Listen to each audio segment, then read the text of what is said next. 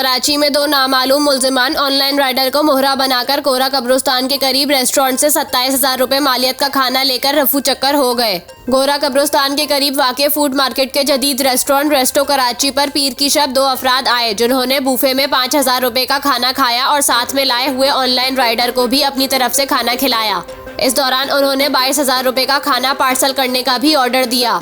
Restaurant मालिक सैयद मुदस्सर जैदी के मुताबिक भरपूर तरीके से खाना एंजॉय करने और खाना साथ लेकर इन अफराद ने अपने साथ आए राइडर को रेस्टोरेंट में ये कहकर बिठाया कि वो नीचे से रकम लेकर आ रहे हैं, जिसके बाद वो रफू चक्कर हो गए। मुल्जिमान जाते हुए राइडर का मोबाइल फोन भी साथ ले गए।